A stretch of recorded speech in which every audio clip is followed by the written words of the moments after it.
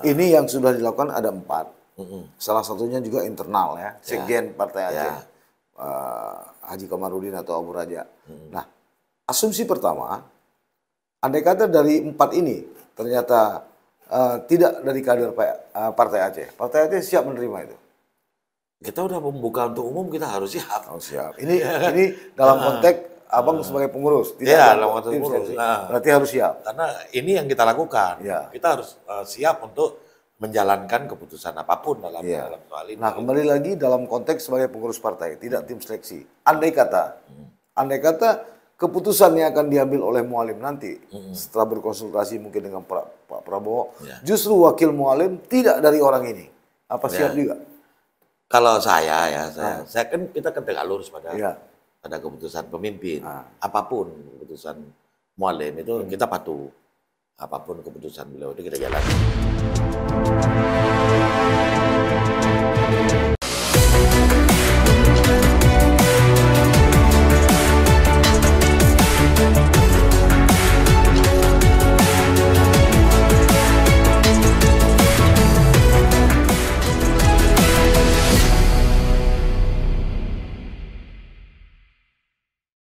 Jangan lupa like, komen, dan subscribe. Serta aktifkan lonceng notifikasi. Assalamualaikum warahmatullahi wabarakatuh. Sahabat Sisi Lain, kembali kita bertemu dalam program-program atau pembahasan isu-isu menarik seputar sosial, budaya, politik, dan ekonomi, baik di Aceh maupun nasional. Malam ini saya mengajak Anda untuk mencoba membahas tentang kasakusuk masih seputar pemilihan Gubernur Aceh yang akan berlangsung 27 November 2024 mendatang. Sahabat Sisi Lain, ada hal yang perlu kita bicarakan malam ini terkait seleksi calon wakil gubernur yang dilakukan oleh DPP Partai Aceh. Ibarat buah semalakama, dibuka salah, tidak dibuka juga salah. Nah, terkini setelah beberapa nama yang dinyatakan dalam tanda petik tereliminasi, kemudian muncul berbagai reaksi di media sosial. Ada yang menyebut isu A, isu B, dan asumsi berbagai macam. Dan tiba-tiba muncul sejumlah pengamat, baik di media pers maupun media sosial, yang coba ikut-ikutan berkomentar. Yang pada dasarnya menurut saya sangat tidak paham tentang persoalan yang terjadi di tubuh Partai Aceh yang sebenarnya. Tapi saya tidak mau berasumsi. Malam ini saya undang Ketua Tim Penjaringan DPP Partai Aceh, Dr. Nurlis Effendi, untuk membicarakan secara lebih lugas, lebih terbuka, apa sebenarnya yang terjadi. Benarkah opini, kritik, dan asumsi yang terjadi di media pers yang di-blow up begitu besar, benar adanya? Kita langsung mulai saja atau bertemu saja. Assalamualaikum, Bang. Waalaikumsalam. Ya, ini menarik ya. Setelah dibuka, kemudian dulu ketika dinyatakan tong kosong juga dikritik, dibuka wakil juga dikritik, kenapa mesti Mualim, hari ini begitu nggak lewat juga jadi masalah. Sebenarnya Bang, apa yang terjadi ini di dalam proses seleksi ini Bang? Jadi begini, di kita dulu itu kan kita mencoba reform, transformasi di Partai Aceh. Transformasi dari eksklusif menjadi inklusif, terbuka. Jadi kita mencoba terbuka di semua lini karena kita menganggap bahwa Partai Aceh ini boleh melibatkan berbagai komponen rakyat Aceh untuk masuk ke dalam partai berpolitik, bahkan untuk pilkada, mau jadi bupati, mau jadi wali kota, mau jadi wakil gubernur. Kalau gubernur udah keputusan Mubes bahwa kita menetapkan bahwa calon gubernur dari Partai Aceh hanya satu, Jakil Manap. Nah, di bawahnya nih wakil, dari wakil, bupati, wakil bupati semua kita bikin mekanisme tim rekrutmen. rekrutmen. Nah, kita sebelum menuju ke sana membuat fondasi. Partai Aceh ini membuat fondasi dari ADART-nya juga memungkinkan untuk membuat ini terbuka. Kita bikin fondasi. Kita bikin peraturan tentang seleksi calon kepala daerah. Kita rumuskan itu proses perumusannya itu juga ketat dan memakan waktu hampir 2-3 bulan sebelum itu disahkan oleh pimpinan partai. Nah, dari peraturan partai inilah lahir dia tim seleksi. Peraturan partai ini memerintahkan agar partai membuat tim seleksi. Ini ad hoc sifatnya. Ad hoc. Tim seleksi ini menjadi diwajibkan oleh peraturan itu independen. Independen artinya dia di badan ad hoc, independen, dan biaya-biaya segala macam ke partai. Ya, selain tentu ada mekanisme dibenarkan untuk membuat pendaftaran, pembiayaan, survei segala macamnya itu kita bisa merangkai biayanya dan kemudian biayanya di-store melalui partai, kita mengajukan ke partai untuk sebagai penanggung jawab beban anggaran. Itu udah kita mekanismenya semuanya. Nah, kemudian kita bikin tahapan-tahapan sebetulnya. Tahapan mulai dari pendaftaran sampai nanti deklarasinya tanggal 15 Agustus ini. Nah, tapi deklarasi ini bukan urusan dari tim seleksi lagi, udah partai. Udah partai. Nah, ketika kita membentuk, ketika partai ini membentuk tim seleksi, maka tim seleksi dapat menerima pendaftaran dari berbagai komponen. Termasuk tentunya Partai Aceh. Partai Aceh ini dia mendaftar juga. Enggak otomatis, mulai dari siapapun mendaftar. Bayar juga. Jadi tidak ada golden ticket gitu. Nah, golden ticket ada yang terbaik. Yang terbaik. Yang terbaik umpamanya ada beberapa orang di Partai Aceh. Untuk bupati ya? Untuk bupati. Bupati ada beberapa orang itu yang suara tertinggi di dapilnya itu jadi dapat golden ticket. Nah, dianggap berjasa membuat partai ini tinggi suaranya dan dia dikasih di golden ticket. Artinya golden ticket itu dia free. Nggak perlu bayar apapun dia. Di tim sel itu perintah partai. Ya biasa lah itu kan. Perintah parkir partai. aja bayar sekarang. Iya. Malah buang air kecil juga bayar. Bayar. Perintah partai untuk golden ticket jangan dikutip free. Mereka ini free. Itu perintah partai. Artinya partai bertanggung jawab untuk pembiayaan mereka, bukan kita. Lalu apa yang diributkan sehingga bisa menjadi heboh baik di media pers maupun media sosial? Yang berkaitan dengan seleksi calon wakil gubernur. Ini begini kan, ini politik ya.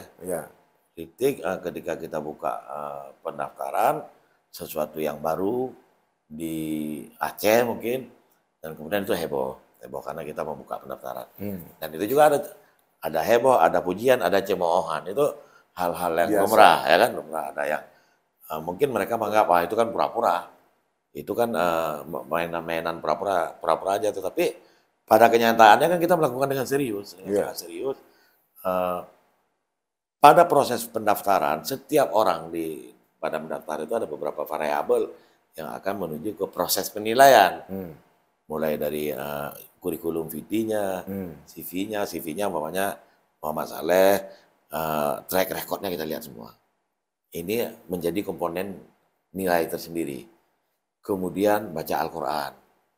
Baca Al-Quran level berapa, dia nggak lulus level atas, dan ada nilai terbaiknya, ada skornya juga. Kemudian pemaparan visi misinya, ada skornya juga. Nah, terakhir variabel survei, ada skornya juga. Nah, ini semua kita laksanakan. Semua variabel. Nah, ini kita mungkin ketika di awal, mungkin orang underestimate ketika kita buka pendaftaran kan menganggap bahwa kita daftar aja lah. Mungkin juga ini pura-pura, hanya mungkin ada yang saya memahami ketika kita buka ada yang pansos, ada yang cari popularitas. Karena sebagian itu besar itu umpamanya bahkan dari luar Partai Aceh ketika mendaftar itu bawa wartawan. Publikasi besar-besaran bawa wartawan. Saya menyadari itu bahwa mereka mencari publikasi, tapi it's okay, nggak ada masalah. Tapi kan saat pendaftaran itu kan panitia seleksi juga memaparkan kan, ini syaratnya, ini semuanya. Semuanya kita paparkan itu pada setiap orang. Jadi yang dipermasalahkan apa itu sehingga bisa jadi heboh? Nah, itulah saya bingung juga itu sebetulnya. Harusnya ketika mereka mempersoalkan ketika kita memaparkan. Oh, kita nggak mau ini, kita nggak mau. Saya syarat ini nggak mau. Tapi pada saat pemaparan semuanya mau. Dan tidak ada surat pengunduran diri? Nggak ada. Oke, ini yang 4 orang yang kebetulan agak heboh. Ada Tusub, ada Nurlif, ada Mawardi Ali, ada Fadullah atau Dekpat. Ini mereka memang tidak memenuhi syarat saat pendaftaran atau tereliminasi setelah mendaftar? Mereka itu sebetulnya macam umpamanya salah satunya saya mencoba membuka dari siapalah salah satu katakanlah Tusuk, ulama. Pada pendaftaran tuh mereka bukan beliau sebetulnya yang datang. Jadi yang datang tuh ada 3 orang yang mengatasnamakan elemen sipil. Itu kita hari Minggu kan kita nggak kerja ya, hari Minggu kan hari libur. Kita datang ke kantor, ada yang telepon saya, ada yang mau daftar, kan hari Minggu saya bilang. Kita hari Minggu itu nggak. Iyalah libur lah. Libur kan, libur. Nggak mungkin kita bekerja semua di hari Minggu. Kemudian setelah datang mereka foto-foto, kemudian jadi headline besoknya. Tidak ambil formulir, nggak ada formulir apapun pada hari Minggu. Pada hari Minggu itu tidak nggak ada konsultasi pun dengan nggak ada dengan konsultasi dengan saya, nggak ada. Cuman mereka ada telepon nih gimana Pak? Hari Minggu besok aja datang. Besoknya ada datang. Kemudian media telepon saya, ini ada yang mendaftar dari Tusuk katanya. Loh mereka kan belum daftar, ini hari Minggu saya bilang. Tapi mereka ini gini, nggak apa. Mereka mau menulis kan ya silakan menulis. Saya kan wartawan, mau menulis silakan. Menulis maksudnya gimana? Ini wartawan mau menuliskan ya silakan. Boleh konfirmasi ya silakan juga. Saya nggak pernah menolak. Maksudnya menulis karena menulis tentang kedatangan Tusuk. Tapi Tusuk nggak datang. Nah saya kira datang, tapi ternyata nggak datang. Tetapi naiklah di media. Saya udah feeling itu kan, ini feeling ada apa sebetulnya gitu loh. Ketika itu. Kemudian hari Senin mereka menelpon, bukan hari Senin menelpon, hari Minggu menelpon. Hari ini sempat mengajak hari ini, nggak bisa saya hari ini. Saya bilang hari Minggu nggak mungkin. Staf sekretariat, semua staf partai kita kumpul untuk menerima pendaftaran. Jadi nggak ada misalnya seminggu sebelumnya informasi, atau paling tidak 1 hari sebelumnya nggak ada. Tiba-tiba mendadak. Tiba-tiba mendadak. Itu datang, kemudian saya bilang besok aja hari Senin. Nah besok hari Senin, duluan berita sebetulnya nih, berita headline, kaget juga saya kan, kaget juga. Nah ketika menelepon berapa orang yang datang, saya kira karena ini berita heboh, besar-besaran seperti itu, kemudian kita tunggu tetap protokoler. Kita membuat protokoler menunggu tamu. Baju partai semua kita menghormati tamu. Datang 3 orang yang datang. Kita sementara 17 orang nih yang menerima tamu. Cuma 3 orang yang datang. Beliau mana nggak datang katanya. Terus dikasih ada formulir. Dia kasih, tapi nggak ada tanda tangan. Nggak ada materai, nggak ada tanda tangan apapun. Nggak bisa, saya bilang seperti ini. Jadi kesannya udah sangat tidak menghargai ya? Nggak bisa seperti ini. Saya bilang, tolonglah ditandatangani minimal formulirnya. Jadi biar kita mengetahui bahwa beliau memang hendak mendaftar. Kalau nggak mendaftar, nanti kan divide komplain nih, saya bilang. Nanti kita panggil ternyata bukan beliau mau mendaftar, kita nggak panggil, nanti menjadi masalah gitu loh. Tapi kan formulir ini harus menjadi bukti beliau tanda tangan sebagai mendaftar. Ada proses-proses lain yang harus dipenuhi. Ya sama lah, kita setara. Semuanya setara. Bahkan Sekjen Partai Aceh juga kita cas, kita juga kenakan formulir, semuanya juga sama gitu loh. Jadi pada hari itu mereka bilang akan berusaha untuk menyampaikan. Silakan, karena ini karena waktu itu kita membuka gelombang kedua, hanya kita beri waktu seminggu. Silakan, saya bilang, kita tunggu sampai tutup pendaftaran, nggak ada. Nggak ada, berarti kan kita nggak bisa memastikan ini, apakah beliau serius menjadi cawagup atau tidak, gitu loh. Nah ketika kita nggak manggil, kemudian nggak manggil ketika proses pemaparan visi misi, kemudian baca Al-Quran, muncul masalah baru. Maksudnya mereka mempermasalahkannya. Nah, yang membuat saya menjadi bertanya-tanya, masalahnya di mana sih gitu loh. Pertanyaan saya waktu itu, beliau ini serius menjadi wakil mu'alim atau enggak mengisi formulir juga enggak? Jadi kesan yang dibangun kok seorang tusuk, seorang ulama mendaftar wagub di Partai Aceh, justru tidak diluluskan. Kan kesannya begitu. Nah, kesannya seperti itu. Sesungguhnya kita ini kan administrator, bukan eksekutor. Iya. Ya kan ini eksekutornya ada di level partai nih. Kita mengumpul data orang, nah yang kita panggil tentu yang udah tanda tangan, ya kan? Udah tanda tangan semua udah oke, baru kita. Ya, artinya semua persyaratan diikutin udah persyaratan administrasi terutama diikutin, kemudian ada proses baca Al-Quran, visi misi dan survei. Oke. Ini tusuk lah ya dari calon elemen sipil lah ya, bukan dari partai politik. Nah, 3 orang lagi kan ini dari partai politik. Seharusnya kan juga paham ya. Kasusnya sama nggak nih? Ada Nurlif dari Golkar, Mawardi Ali PAN, dan Fadullah atau Depa dari Gerindra. Kalau Bang Nurlif sama Mawardi hampir sama.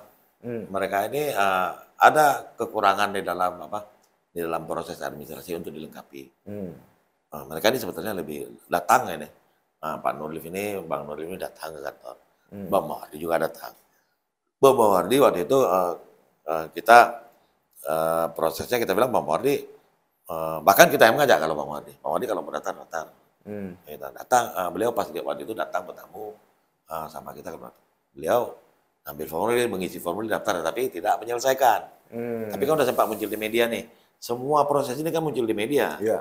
Baik Tusuk, baik Nurlif, baik Bang Mawardi Ali maupun Devat. Semua muncul di media, udah terpublikasi. Dan kita kan harus clearkan di media nih. Clearkan di media bahwa prosesnya seperti ini loh. Ya seperti apa? Coba abang clearkan nih bang, supaya ini clear. Prosesnya Jadi, seperti apa? Ya.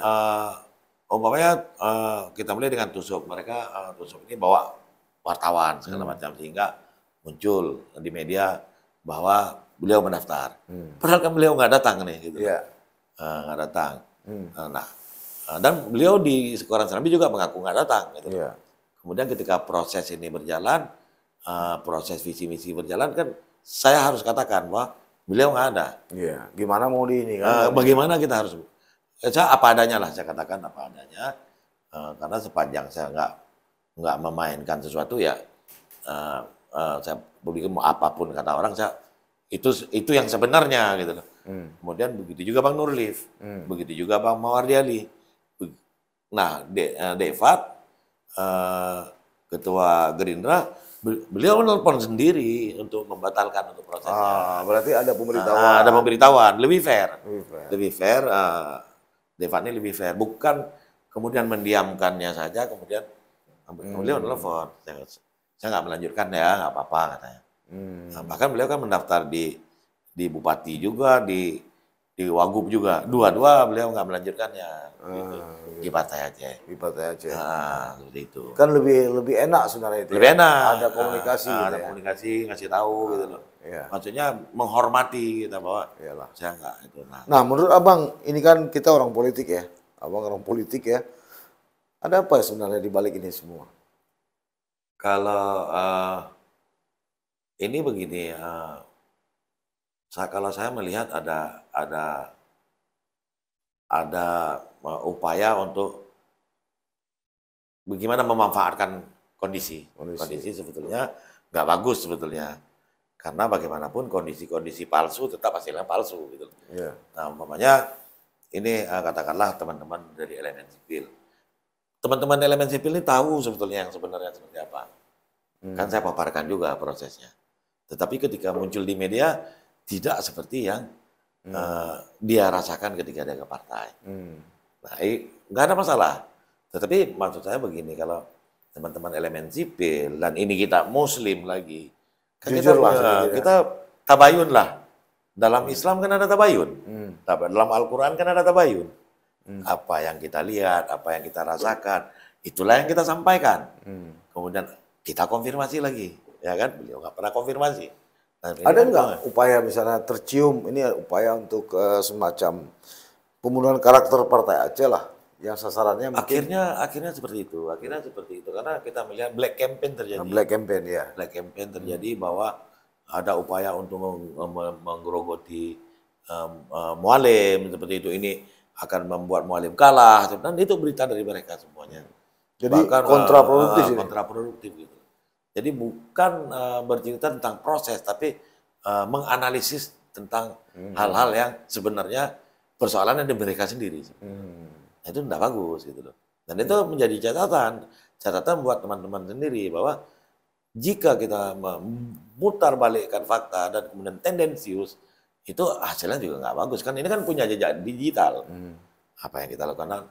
Makanya saya diam aja ketika disampaikan. Nanti suatu saat kan akan saya jelaskan prosesnya seperti apa. Nah, yang saya khawatirkan kalau mereka malah menunggangi apakah tusuk, kemudian untuk kepentingan lain, seperti itu. Jadi boleh dong saya berasumsi akhirnya, karena tidak ketika mereka berasumsi, ketika mereka berbuat tidak sesuai dengan fakta yang mereka terima dengan proses, maka saya akan berasumsi. Nah, ketika ini diumumkan, tadi Depat sejak dari awal menelpon, ada nggak ketiga atau keempat ini komplain atau langsung mempertanyakan? Nggak ada, cuman kelompok elemen sipil ini saja. Bahkan mereka memutar ke itu nggak. Nah, akhirnya saya bertanya elemen sipil ini sebenarnya bekerja untuk siapa? Seperti itu. Ya kan? Apakah cuma memanfaatkan tusuk, kemudian bekerja untuk something atau untuk ya saya nggak mau menduga untuk menyebut apa. Ini mereka bekerja untuk siapa sebetulnya? Orderan siapa seperti itu? Begitu dong asumsi politik dari saya. Nah, itu yang sedang kita juga kaji gitu loh, ini mereka bekerja untuk siapa sebetulnya. Kasihan ulama kalau ditunggangi seperti itu gitu loh. Di bawah nama ulama kemudian ternyata bekerja untuk yang lain. Nah, ini kan kejahatan sebetulnya kalau menurut saya gitu loh. Mereka apakah ada tusuk menyuruh mereka? Ya kan itu jadi pertanyaan, kalau nggak ada kenapa mereka melakukannya? Dan mengapa kemudian mereka memutar isu yang berbeda dengan setelah mereka datang tanpa tusuk, tidak mengembalikan, ada nggak semacam konfirmasi dari tim seleksi kepada tusuk sendiri? Apa benar apa enggak? Sifatnya kita ini kan pasif ya. Pasif. Nggak, misalnya kan tadi kan elemen masyarakat sipil. Kalau yang tiga ini kan partai atau yang lain partai jelas ada datang ke sana mendaftar pakai baju partai. Dan abang kenal orangnya kan? Kenal. Nah, kalau yang tusuk ini kan elemen sipil. Saya nggak kenal gitu. Nggak kenal sama sekali. Jadi nggak dikonfirmasi ke tusuk. Benar nggak ditusuk minta daftar? Teman-teman, cuman saya sampaikan ke mereka, tolong beliau sendiri yang datang. Karena prinsipal yang harus datang, beliau mau nggak gitu loh. Kalau beliau nggak mau, saya nggak mungkin nelpon tusuk. Tahu beliau nggak mau gitu kan. Ayah daftar kan? Oh nggak enak kan. Apalagi beliau kan orang yang kita hormati juga gitu. Kita hormati dan juga ya dekat sama kita sebetulnya beliau. Tapi bagaimanapun kan beliau nggak mungkin saya teleponin untuk mendaftar jadi wagub, karena itu harus kemauan. Bukan kita yang narik, itu harus kemauan. Senang nggak sama Mualim, ya kan? Sebagai simbol kita di partai, kalau senang, ayo kita buka pendaftaran, daftarlah. Nah, kan seperti itu gitu loh. Ya, ini kan dalam kapasitas tim rekrutmen, abang ketuanya. Ya. Artinya ini kan proses sudah selesai. Hampir selesai. Hampir selesai. Nah, dalam konteks partai, abang juga wakil ketua di PPPA. Nah, sikap partai seperti apa? Kalau tadi kan abang sebagai kapasitas sebagai ketua tim penjaringan. Nah, terhadap kondisi situasi ini, sikap partai seperti apa? Terhadap apa dinamika yang berkembang ini? Kalau sikap partai, sepanjang kita masih on the track itu nggak ada masalah. Artinya kita nggak berpolitik di dalam politik ya. Umpamanya saya sebagai ketua tim tidak berpolitik di dalam proses seleksi. Seleksi ini prosesnya administratif, udah jalankan itu aja. Kalau ketika saya berpolitik, saya berada di DPP, di partai politik, bukan di tim seleksi. Nah, ketika di tim seleksi kita semua udah paham bahwa posisi kita itu administratif, sangat administratif dalam menerima setiap calon, bukan pemutus juga. Ya, kita menerima administrator tetapi bukan eksekutor. Hanya umpamanya kalau nggak ada administrasi yang dipesankan oleh dalam partai, kemudian tidak ada pesan administratif yang disampaikan oleh keputusan partai, kemudian nggak sesuai, maka kita sapi. Bukan kita macam, oh tidak lulus. Kalau nggak lulus ada tes, ada daftar, dan itu bukan. Nanti pun hasil dari penjaringan seleksi, ini kita hanya merankingkannya saja. Nah, ini yang terbaik. Tetapi kita serahkan ke partai. Kemudian partai yang memilih. Ya. Yang memilih. Bahkan apakah partai mau memilih atau tidak juga punya kebijakan partai gitu.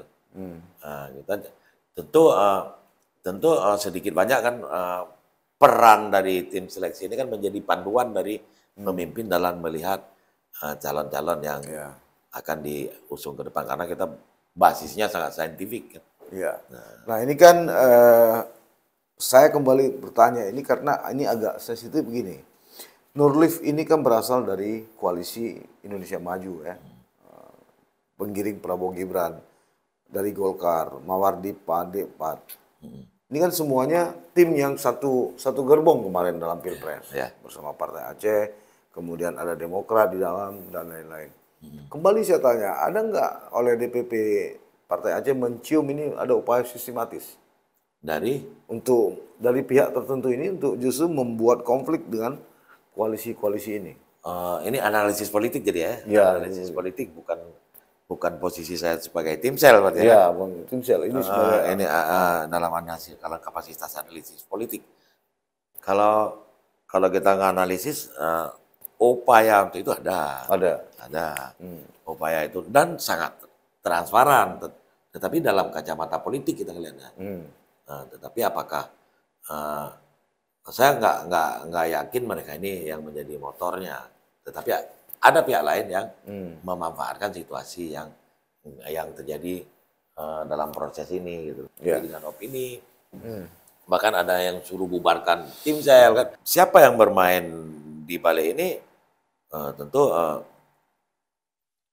kita harus mempunyai fakta untuk mengatakannya. Tapi kalaupun kita bilang tidak ada, terasakan kan ada. Ya ini kan lebih dari segi psikologi juga mudah sekali ini dimantik ya, ini dipancing mudah sekali karena ketiga-tiga ini juga tambah Demokrat satu kan semuanya ini nggak terpilih di PRRI, jadi sensitif banget nih orang. Ya betul. Cuma kan begini, kalau Partai Nasional kan keputusannya kan di Jakarta, di DPP ya, di DPP, bukan di DPD, sama seperti kita keputusannya di DPP, bukan di DPD. Dari hasil yang sudah diseleksi ini, tadi Abang katakan ini akan dibawa ke partai sebagai pendamping mualim. Ini apakah diputuskan hanya di DPP Partai Aceh atau Partai Aceh masih berkonsultasi lagi dengan partai-partai yang tadi ini? Ini yang level mana? Gubernur. Kalau level Wagub, sebetulnya ada dinamika politik juga di situ. Tapi ini kembali lagi bukan di ranah saya tim seleksi ya. Kalau tim seleksi saya selesai bicaranya di administrasi. Selesai kasih ke partai. Saya kasih ke partai. Apakah kemudian partai berkonsultasi dengan atau tidak itu memang bukan wewenang saya. Tetapi pastilah mereka berdiskusi dengan koalisi, apalagi kalau di Jakarta ini di luar konteks seleksi ya. Luar konteks, kalau apalagi Partai Aceh sekarang ini terutama Menjaga itu dengan jelas didukung oleh Partai Gerindra dan Demokrat. Itu clear itu udah dan ini kan udah pastilah ini barometernya sentral politiknya ini di sini jadinya. Di sini jadinya. Apapun tentu harus konsultasi. Harus konsultasi sama pemimpin antara pemimpin partai ini karena tidak bisa setelah didukung malah bekerja sendiri, itu kan nggak mungkin juga. Nah, bagaimana keputusan politik yang akan diambil oleh pemimpin partai memang itu wilayah wewenang pemimpin partai dalam memutuskannya, walaupun nanti di dalam partai sendiri ada diskusi mengenai soal berbagai hal tentang politik. Termasuk dengan Puhab Partai Aceh. Dan sentral pemutus di Partai Aceh itu tentu kita ini membawa dokumen. Nah, sentral pemutusnya ada di pimpinan partai. Pertama kita alurnya dari kita ngasih ke DPP dulu, Dewan Pimpinan Partai untuk dibahas. Dari Dewan Pimpinan Partai kemudian menyerahkan ke Dewan Pimpinan Partai. Dewan pimpinan partai inilah yang akan memutusnya. Yang memutus semua proses yang kita lakukan. Apakah Dewan Pimpinan Partai ini akan melakukan konsultasi lagi dengan berbagai pihak yang menjadi keterikatan politik? Saya kira itu dilakukan. Oke Bang, ini yang sudah dilakukan ada 4. Salah satunya juga internal ya, Sekjen Partai Aceh, Haji Komarudin atau Abu Raja. Nah, asumsi pertama, andai kata dari 4 ini ternyata tidak dari kader Partai Aceh, Partai Aceh siap menerima itu? Kita udah membuka untuk umum, kita harus siap. Oh, siap. Ini dalam konteks Abang sebagai pengurus, tidak dalam konteks pengurus. Berarti harus siap. Karena ini yang kita lakukan. Kita harus siap untuk menjalankan keputusan apapun dalam soal ini. Nah, kembali lagi dalam konteks sebagai pengurus partai, tidak tim seleksi. Andai kata keputusan yang akan diambil oleh Mualim nanti setelah berkonsultasi mungkin dengan Pak Prabowo, justru wakil Mualim tidak dari orang ini. Apa siap juga? Kalau saya kan kita tegak lurus pada keputusan pemimpin. Apapun keputusan Mualim itu kita patuh. Apapun keputusan beliau itu kita jalani. Oke. Kita jalani. Artinya soal hasil nantilah, tapi kan kita bertarung nih untuk menang, bukan untuk kalah. Untuk kalah. Walaupun nanti hasilnya itu Allah lah yang tahu kan. Allah yang tahu. Apapun keputusan dari Mualim, tetapi sebenarnya Mualim pun dia keputusan bersama juga, keputusan bersama antara pimpinan partai, artinya ada Tuhapun di situ. Tengku Malik Mahmud Al-Haithar yang sekarang Wali Nanggro, beliau ada di situ. Kemudian ada Malik, ada Mujakin Manap, ada Abu Rada di situ. Di situ simpulnya. Nah seperti itu. Tapi Mualim juga kalau memutuskan sesuatu kan punya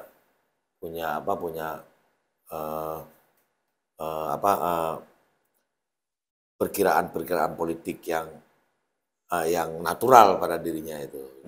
Sebab kenapa pertanyaan ini saya tanyakan, publik itu kan dengan kasat mata melihat sendiri, mendengar sendiri ketika Sekretaris Jenderal DPP Gerindra menyebut mendukung Pak Prabowo, mendukung Mualim, tapi di situ kan ada pesan khusus bahwa kalau bisa wakil gubernurnya dari Gerindra. Nah, kalaulah kita lihat dari nama-nama yang beredar sekarang, justru kan tidak mendaftar, ya kan, tidak mengikuti proses yang ada di PA. Tapi ya kalau memang itu keputusan bersama, tetap harus diterima, gitu ya. Karena di dalam peraturan partai itu ada hak prerogatif, ada hak prerogatif, dan penentuan koalisi segala macam itu bukan ranahnya tim seleksi. Keputusan koalisi itu keputusan partai. Nah, kembali lagi saya ingin katakan bahwa tim seleksi ini dibentuk untuk memandu partai dalam melihat calon, bukan sebagai eksekutor untuk menentukan calon bupati. Nah, untuk meringankan juga beban bagi pemimpin-pemimpin dalam memilih calon. Walaupun kadang-kadang seperti sekarang mungkin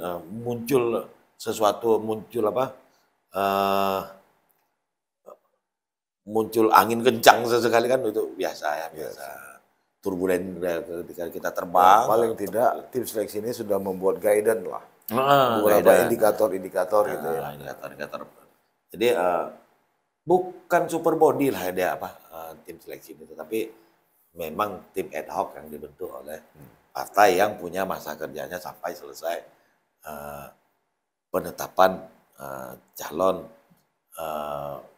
kepala daerah di Aceh. Nah, terakhir nih Bang, sebagai seorang jurnalis senior, apakah pemberitaan-pemberitaan yang dipantau oleh DPP PA ini sudah sangat cover box set, sudah sangat berimbang? Mungkin kita begini ya, wartawan-wartawan sekarang ini terkadang saya nggak mengerti juga kenapa setiap informasi malah sangat jarang mengkonfirmasi. Sangat jarang mengkonfirmasi. Bahkan yang kemarin itu tentang statement dari elemen sipil yang mengatakan bahwa tim seleksi ini justru bertindak untuk menghancurkan Mualim, itu kan tendensius. Hanya satu wartawan yang mewawancarai saya, itu wartawan yang bukan media teratas di Aceh juga gitu. Dia telepon saya, dia tanya, saya bilang besok. Nah, muat dia karena ini menyangkut dia sensitif akhirnya. Ditulis saja nggak apa-apa, saya nggak marah, saya bilang kan. Nggak enak bang katanya kan, nggak enak, harus cover konten. Besok ya, saya bilang besok. Ditunggu. Ini wartawan bagus ya menurut saya. Mungkin kenal juga. Ya.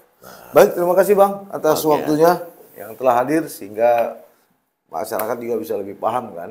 Jadi paling tidak, kalaupun tidak memuaskan, tapi sudah mendapat jawaban. Kalau untuk bisa puaskan orang yang capek juga kita kan. Ya, nggak mungkin terpuaskan.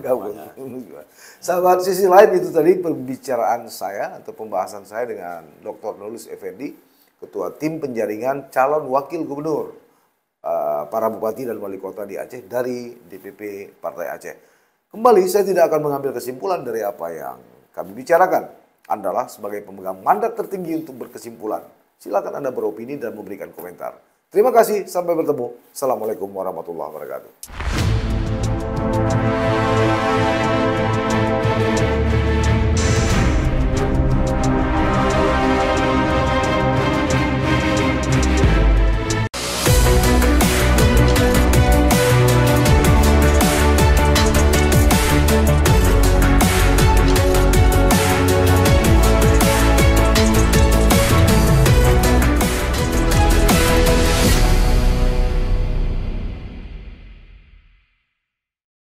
Jangan lupa like, komen, dan subscribe. Serta aktifkan lonceng notifikasi.